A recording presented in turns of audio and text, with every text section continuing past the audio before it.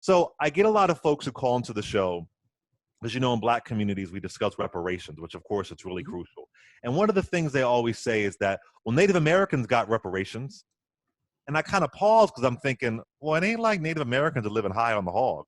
like it's not like there's some glam, Native American, it's not like reservations are living the fabulous life, living in Beverly Hills or something. I'm curious what these reparations are. Right, exactly. So I was going to ask you. I haven't got a check. Right. So I keep hearing it. Folks keep saying, and when I research it, I can't find it, Vincent. Folks saying Native Americans get free college. Native Americans don't pay taxes. I'm like, is this a Fox News talking point? Those are misconceptions that aren't true. Okay. There are some First Nations communities where they do have college that they don't have to pay for, but I paid for my college. I pay taxes. I even have a video out in Indian Country Today that says, do Native Americans pay taxes? And a lot of people didn't even know. So, as far as people seeking reparations, if you feel strongly enough that you want to do, I support that. But didn't happen. Right. Nope. Yeah, not at all. And the truth is, America has never repaired the way that they've treated indigenous people. They just never have. They just never have really repaired. Or what if there were reparations for Native folks? What would it look like? What do you think it would look like? Well, I think it would first start with an apology. You look at, the boarding schools. There are universities still here now. There's one in Virginia. I'm doing a story on it, so I don't want to tell you exactly yet. We can talk about it a little bit later in another show or something. But where I walked through the university, which used to be a Black and Indian school, and I found about 50 gravestones with Native American names on them of children. And this is in a college, a university, today, like literally could walk out right now and see the headstones with their names on it. And I was like, do the families even know this? My grandmother was taken to boarding school and she was, very, very, very abused. Native kids were told, you can't speak your language. They were beaten. They were sexually assaulted. And then these same students went on to be code talkers. That was the only unbroken military code in history. So these reparations, would start off with at least an apology and a recognition and an acknowledgement. But we have, a situation now where, when I was a kid, my grandmother was so petrified that I could be labeled as Native that she didn't speak her language to me, and she spoke it fluently, didn't sing songs to me, didn't tell me traditions. So I didn't know my language. I know a little of my language now, but I didn't, because she was too horrified and afraid that her baby, her child, her grandchild could be taken. So we weren't taught those things. And my great grandmother didn't even speak English. She had to go back in the middle of the night and I use the term loosely, kidnap her own daughter back, my grandmother and her sister back, because the nun said, you can't have them back.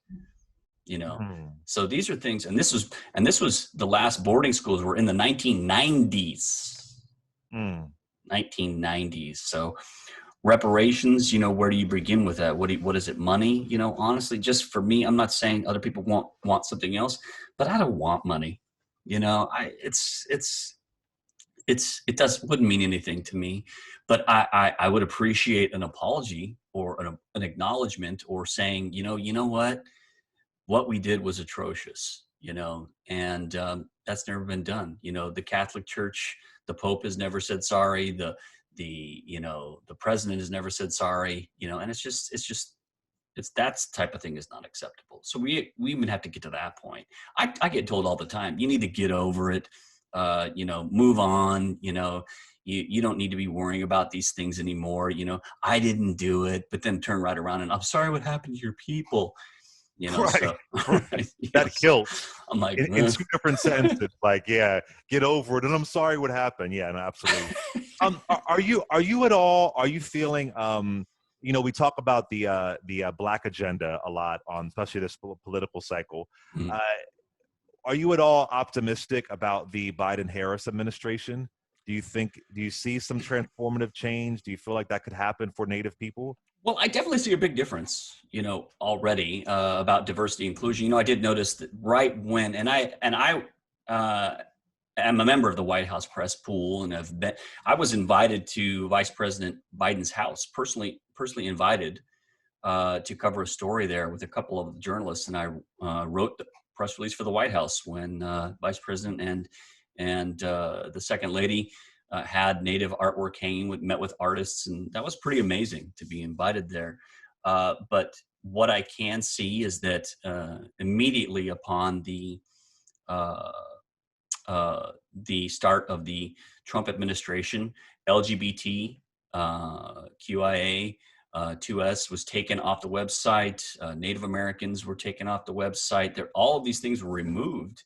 And what came out in Biden's plan is a specific plan to address tribal nation needs. And, actually, the vice president himself actually submitted an opinion editorial to me to post. So I was pretty impressed by that.